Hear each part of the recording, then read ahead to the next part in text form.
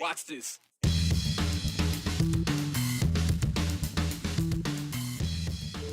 A busy Wednesday across the 208. Fire crews remain on the ground for the growing Durkee Fire. We're live in eastern Oregon as wild weather also makes its way into Idaho. The extent of damage from that Durkee Fire is still to be determined, but already some have lost a lot, including livestock and livelihood. Turning the temperature down a bit, we're also heading out to a Live After 5 in Boise, a Special Olympics-themed party at the Treefort Music Hall. We got a packed 208 that starts right now. Welcome to this Wednesday edition of the 208. We continue to follow breaking news near Eagle, Idaho. Highway 55 is closed near Avimore for reports of a fire, and our Abby Davis just got on scene there. Abby, we checked in with you a short time ago. We saw flames in the foothills there. What can you tell us now? Joe, obviously a rapidly developing situation. We've been here pulled off on the side of the road. The fire a couple of miles ahead of us. We're about a half of a mile away from Avimore. Plumes of smoke over the last 20 minutes or so, of course, growing taller and also getting wider ridges of fire in the foothills, as well as first responders. Some of them have just been whirling by as they're making their way up there. First responders are also on Highway 55. Traffic is moving pretty fast now. A little bit earlier, it was pretty slow going because we know a couple of miles ahead, Ada County Sheriff's Office, I've been talking with one of their spokespeople, and they said that that 55, Highway 55 rather, is still closed in both directions. So right now we have various agencies up there trying to redirect traffic because right now it is just not safe to go through the area. In terms of specifics for this fire, dispatch told me a little bit earlier that it was actually caused by a vehicle catching on fire, and then a couple of minutes later continuing growing. Of course, brush catching on fire a little bit after that. I did talk with dispatch again, and they couldn't give me any more specifics than that. We don't know how big it is at this moment, how many acres have burned. They also couldn't give me any specifics about whether it was the person who owned the vehicle, the person who was driving the vehicle, if they were the ones who reported the fire. But again, starting after a vehicle caught on fire. Again, lots of first responders on scene.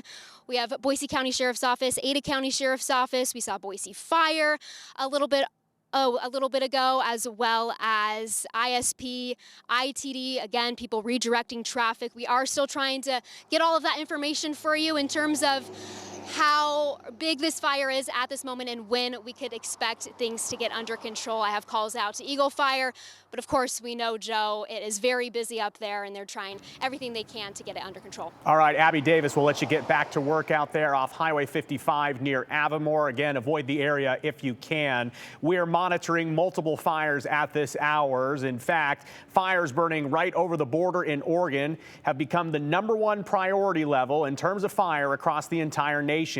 Level 3, get out now evacuation orders are in place for Huntington, Oregon because of the growing Durkee Fire. The Durkee Fire, 0% contained. It has burned over 244,000 acres. All evacuation notices remain in place, with, again, Huntington seeing the most dire conditions right now. And our Abby Wilt has been up in this area covering the fire for the last several days. She joined us live from Ontario, Oregon. And Abby, I understand you're in the car right now because it's not just the fire that we're seeing out there now. That weather is making its way towards you. Yeah, Joe, that weather is making its way towards me. Just as you were just talking, I saw a big lightning strike. We're hearing thunder. I don't know if you can hear it, but yeah, we were in Huntington earlier today. We were there until about 2, and then the Baker County Sheriff escorted us out of Huntington, and we got to Ontario. We've been in Ontario for about the past 3 hours, and we just got in the car for this hit just because we just saw lightning. So we are now here. Changed over the last 24 hours. I know that you guys were also in Baker City, as you mentioned, had to be evacuated back to Ontario.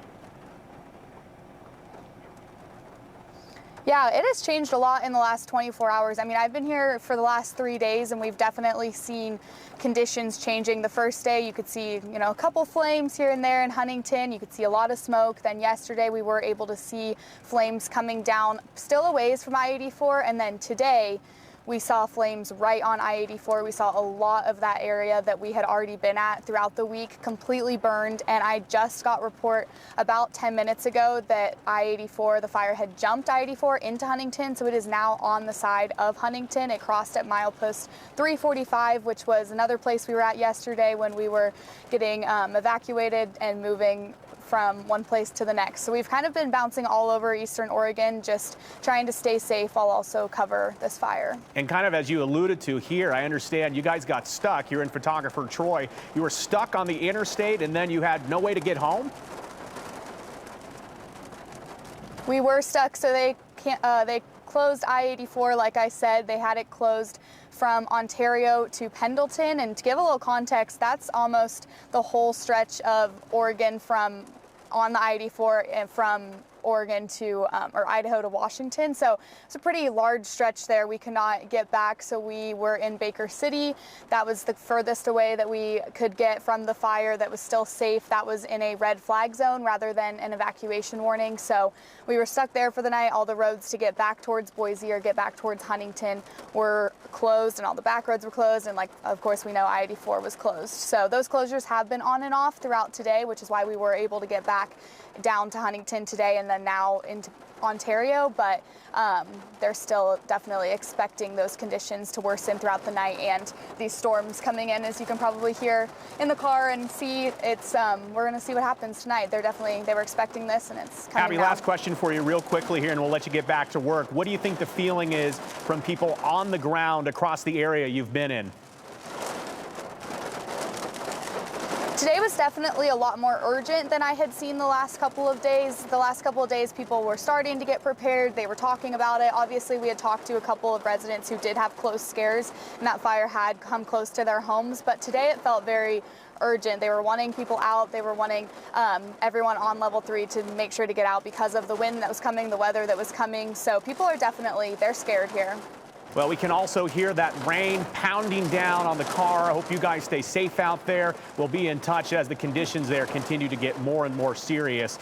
If you are looking for more information, though, about what's happening in Eastern Oregon, there is a community meeting that is scheduled for tonight on Zoom at 6:30 Pacific time, so 7:30 here in the Mountain Time Zone. We will post the link to that Zoom once we have it at ktvb.com.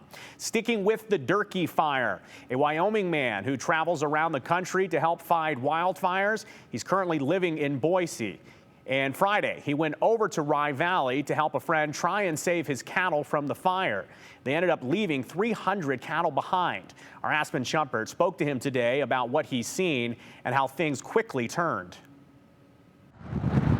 The Durkee Fire in Eastern Oregon continues to burn, surpassing 244,000 acres. The people of Huntington and the Rye Valley area have been asked to evacuate several days in a row, leaving their belongings and even cattle behind. And when the sun broke, I could tell it was going to be a pretty rough day by the amount of smoke and the dark clouds going up in the sky. Wyoming man Blake Maxwell works for Soft Track Attack, a company who helps state and federal agencies fight wildfires around the country. He's spending this wildfire season in Boise, and on Friday got a call from a friend for help near the Durkee Fire. In a matter of 2 seconds, everything you could ever have could be gone, turned upside down. Saturday, he arrived immediately with a job to do, using his dozer to dig lines. Just take all the vegetation off the grass on a 8-foot wide blade, bare down to bare soil, so when fire reaches that line, hopefully it stops it in its tracks. But it didn't.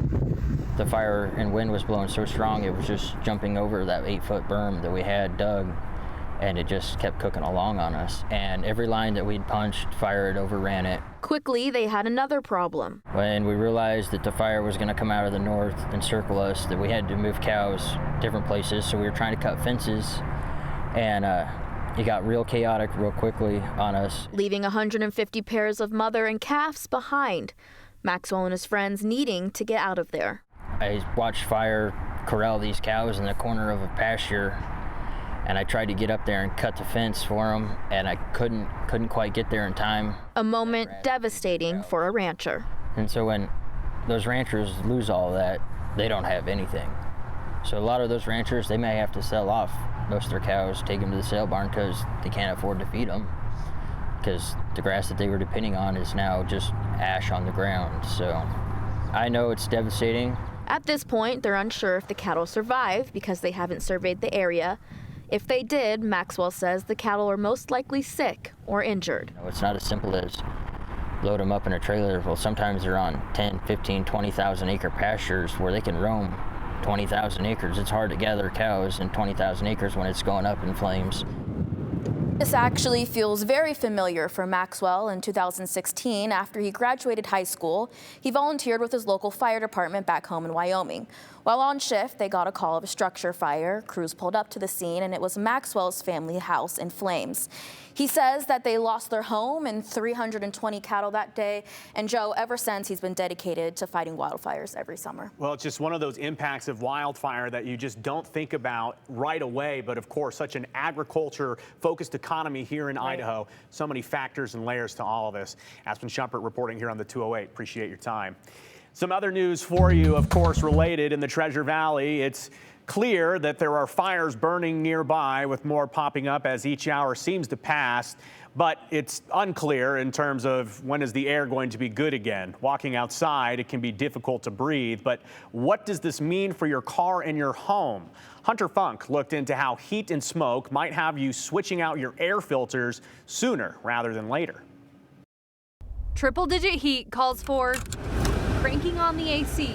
But whether it's the car or your home, is that smoke clogging up your filter? Jeff Hensley at Boise Automotive says it can, especially with smoky weeks like these. Well, normally we don't get as bad smoke, usually it's a couple days, but this is well in a week of, and yesterday was the hardest smoke.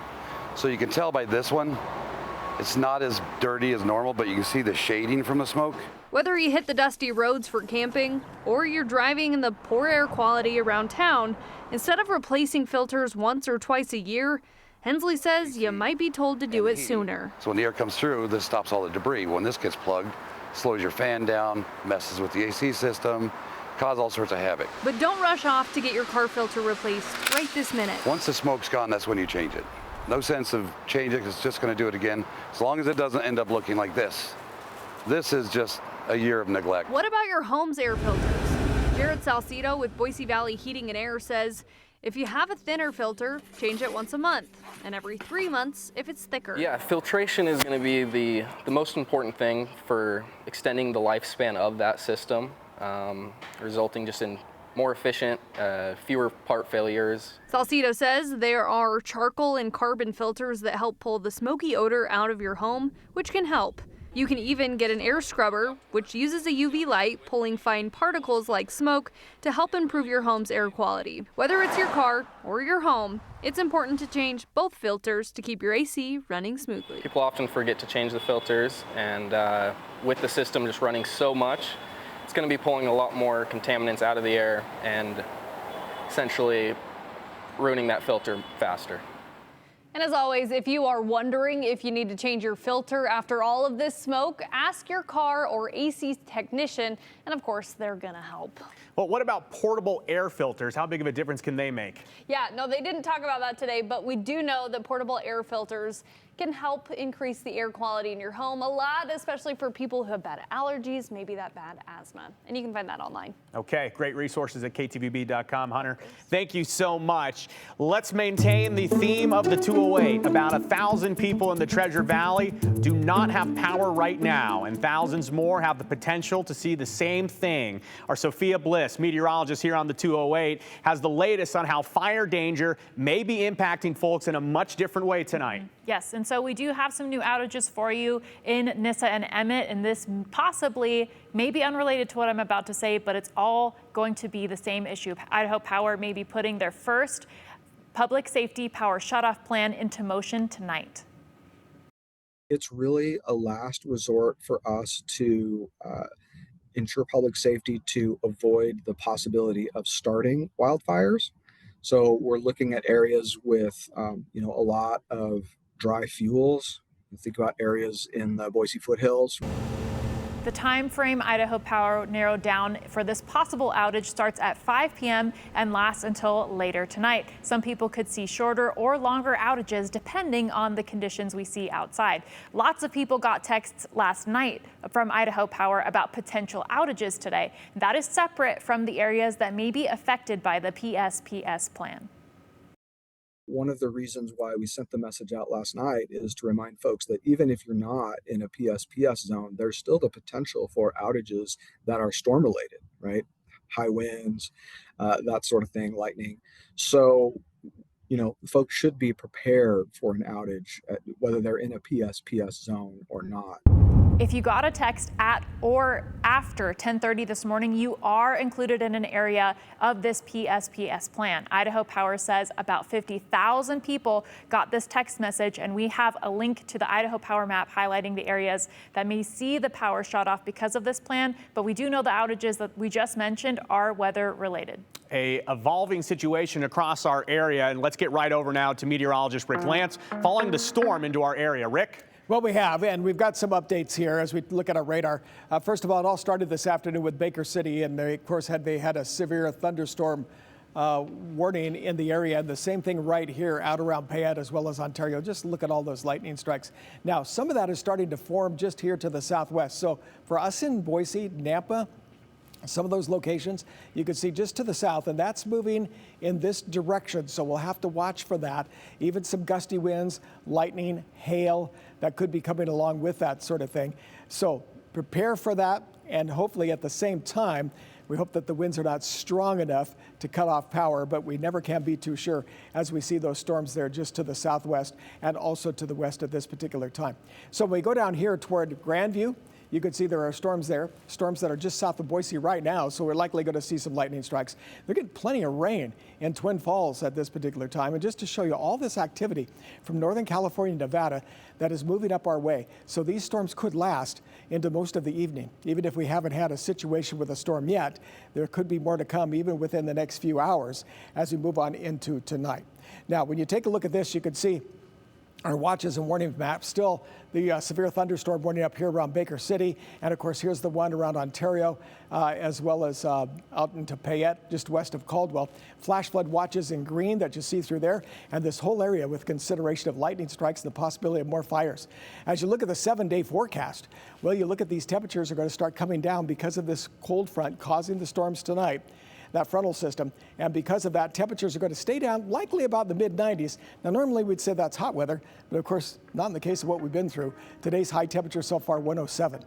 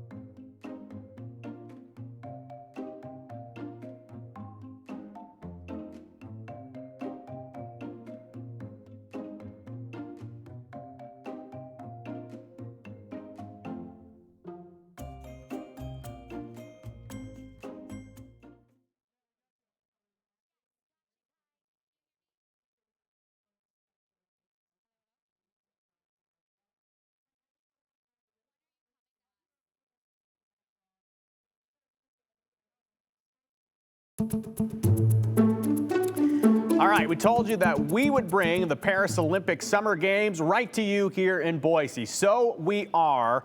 Right now, Jay Tust and Morgan Romero are at the Treefort Music Hall in downtown Boise. They're at a Live After 5, gearing up for the Olympics. Jay and Morgan, what are you guys doing down there?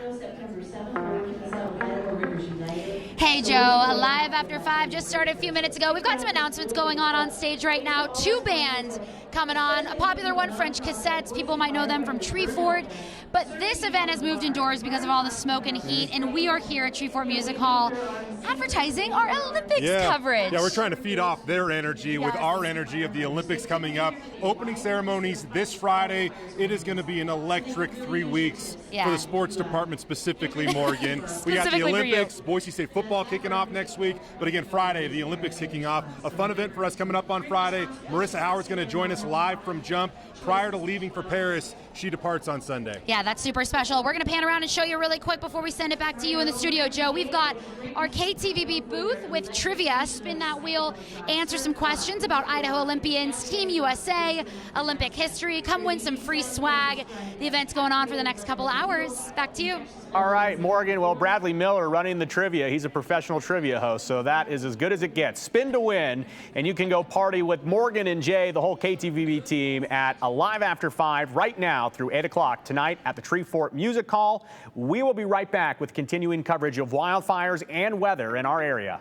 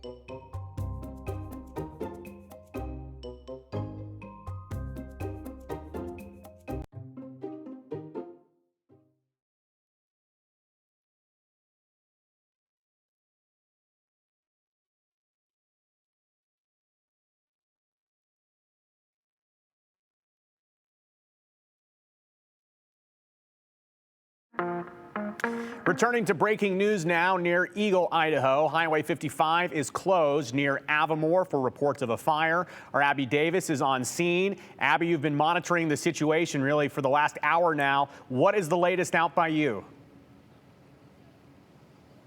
Well, Joe, we were able to get a little bit further up the road. We're at the entrance to Avimore right now. A police car behind me blocking traffic. We know that traffic is closed. Highway 55 is still closed both directions. It's just not safe to go through the area right now. Of course, on my other side, that is where the fire is burning. Plumes of smoke. A little bit before, they were more separated. Now they have really getting taller and taller as we speak. Ridges of flame you can see, as well as first responders up there, of course, fighting the fire. A little bit earlier, we saw first responders whirling by. We know there are various agencies on scene: Eagle Fire, Ada County Sheriff's Office, Boise County Sheriff's Office, ISP, ITDs, ITD crews fighting the fire, crews making sure that there isn't any traffic going along Highway 55. A family friend did send me a video earlier. He was driving past and he saw, dispatch did confirm this, that the fire started after a vehicle caught on fire. So the vehicle caught on fire,